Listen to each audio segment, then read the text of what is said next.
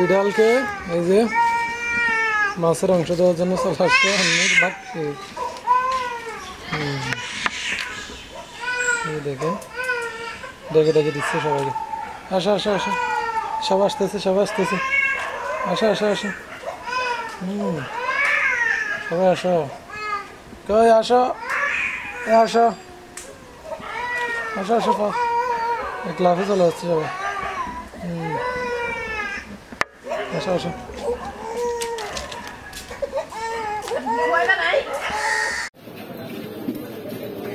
আলু কত, আলু কত দিছেন কেজি? 60 টাকা। সবগুলোকে কি দাম? আর ওই ঢেঁড়স কত? 50।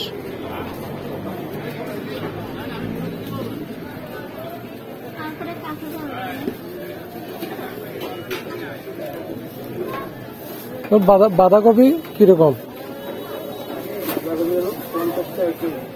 ওইখান থেকে একটা বাঁধাকপি দিন তো আমাকে।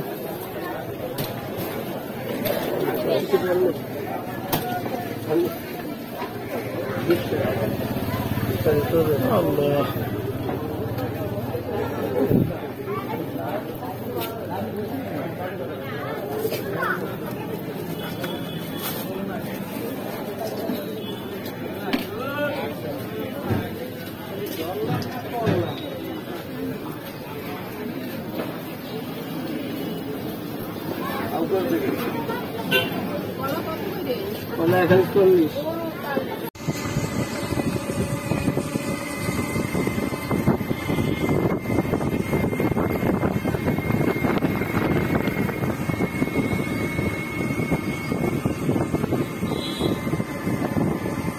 সামনে সামনে।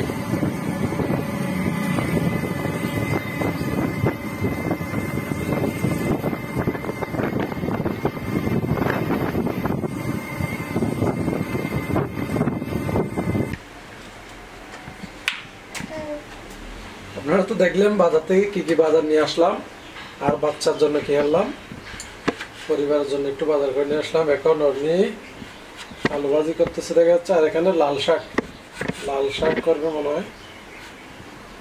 আলু ভাজি আর লাল শাক দিয়ে আজকের খাওয়ার ভালোভাবে ছুরি দিয়ে কেটে ফেলতেছে আগে, কারণ এখানে আমরা এখনো বটি নিই নাই, যে ছুরি দিয়ে কাজ চলতেছে।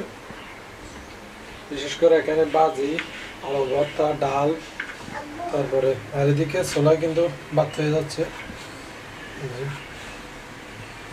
ভাজিটাও কমপ্লিট হয়ে যাচ্ছে।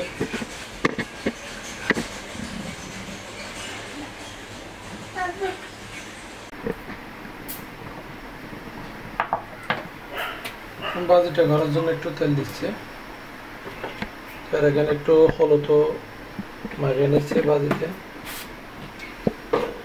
হলুদ দিয়ে মরিচের গুঁড়া দিয়ে দিচ্ছি।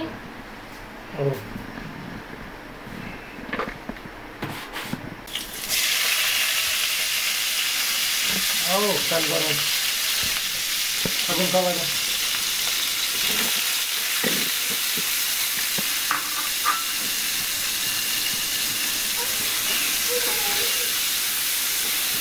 কি অবস্থা?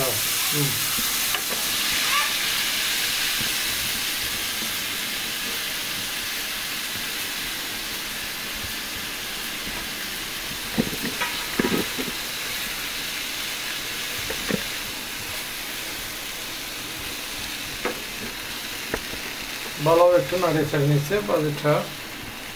তো আজকে আমাদের এই সবই রান্না হচ্ছে।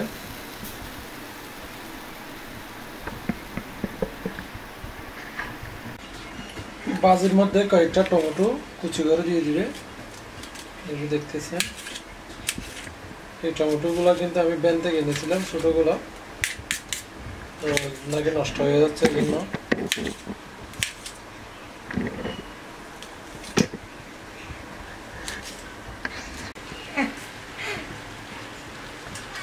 টমেটো একটু ছিটে দিচ্ছে উপর দিয়ে।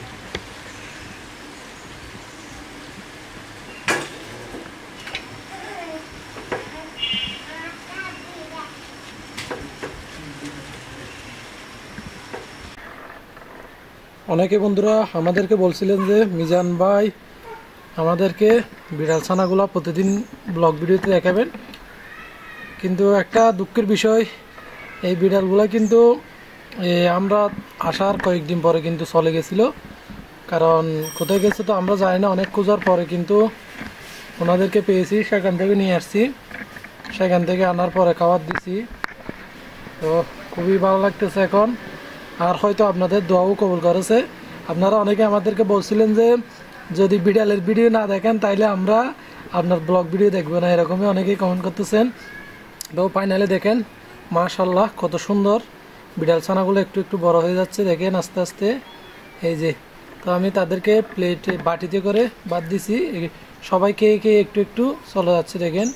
এই যে আমাদের বাড়ির সামনে খেলতেছে দেখেন। তো এগুলা কিন্তু বলতে গেলে বাড়ির বিড়াল হলেও এগুলা কোনো কেনা টাকার বিড়াল না। তো অনেকে তো এরকম বিড়াল কিনেও থাকে অনেক জায়গাতে, কিন্তু এগুলোর একটা সুবিধা কি জানেন, এগুলো যদি আপনি কাছে গিয়ে ধরেনও তাইলে চলে যাবে না। কিন্তু অন্য বিড়াল দেখি যে মানে আদর করতে গেলে বা ধরতে গেলে মানে দৌড়ে পালিয়ে যায়, কিন্তু এগুলো একদম অভ্যস্ত হয়ে গেছে দেখেন। তো ভাবতেছি এখানে রেখে দিব সবগুলোই, এই দেখেন, যে দেখেন দেখেন। তো আমরা একটু কাছে গিয়ে দেখাই আপনাদেরকে ধরতে গেলে কিরকম করে। এই দেখেন, দেখছেন আমি একদম কাছে চলে আসছি দেখেন। এইতে দেখেন দেখেন দেখেন, এই যে দেখেন কত ভদ্র বিড়াল। আল্লাহ, আমি আমার জীবনে প্রথম এই বিড়ালগুলোকে দেখছি। এর আগে তো আমাদের বাড়িতে কতগুলো ছিল, কিন্তু হাত দিয়ে ধরা যেত না, মানে কাছে গেলে দৌড়ে পালাতো। কিন্তু এগুলো দেখেন কি সুন্দরভাবে এখানে খেলতেছে। তো এগুলো আমার বাড়ির পাহারাদার হিসেবেও কাজ করতেছে দেখেন, আমার অনেক ভালো লাগে।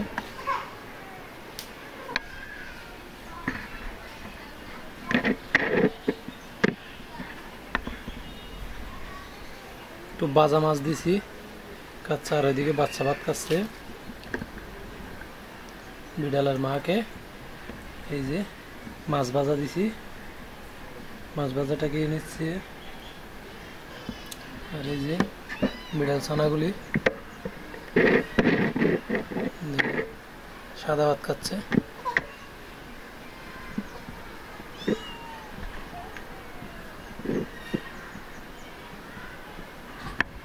কিরকম শান্ত দেখবেন, এই যে দেখেন কিরকম শান্ত বিড়াল, ও ধরলেও যায় না। দেখছেন দেখছেন আমি কিছু দিচ্ছি কিনা দেখতেছে, খুবই শান্ত।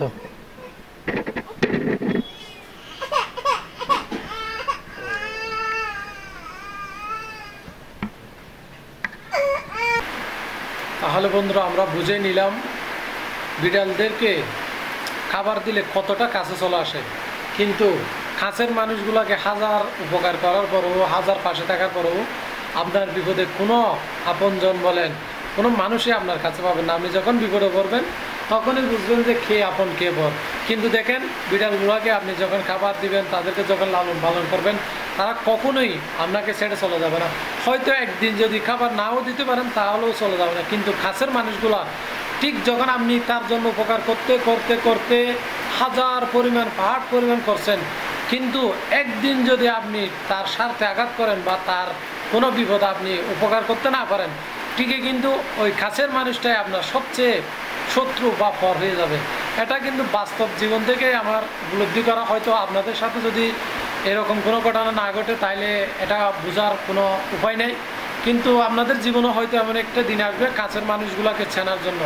কিন্তু আজকে আমার একদিক দিয়ে খারাপও লাগতেছে, আর একদিক দিয়ে ভালো লাগতেছে, কারণ বিপদে পড়লে মানুষ চেনা যায়। এটা আমি অনেকের কাছেও শুনেছি, সেটাই সত্যি।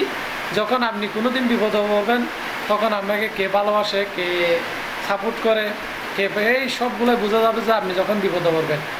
যখন আপনি হাসি খুশিতে থাকবেন, আপনার টাকা পয়সা সব কিছু থাকবে, তখন কিন্তু আপনার কাছের মানুষগুলো কখনো বা আপনাকে কে দূরে সরে দেয় কে কাছের, সেটা কখনো বোঝা যাবে না তফাৎটা। আপনি যখন বিপদে হবেন তখনই কিন্তু কাছের মানুষগুলো চিনবেন। কিন্তু আমাদের হাসির মধ্যে অনেক কান্না লুকিয়ে থাকে, তো আমি সেই কান্নাগুলো আপনাদেরকে দেখাতে চাই না বা বলতেও চাই না। সর্বশেষে বলবো কাছের মানুষগুলো ভালো থাকুক, সুখে থাকুক, শান্তিতে থাকুক, এই আশা ব্যক্ত করতেছি আমি। সবাইকে নিয়ে যেন সবাই ভালো থাকে। তো আমাদের জন্য দোয়া করবেন যেন আমরা পশু পাখি এগুলোর মধ্যে আমাদের ভালোবাসাগুলো খুঁজে পাই। আজকের মতো এখানে শেষ করতেছি। সবাই ভালো থাকবেন, সুস্থ থাকবেন।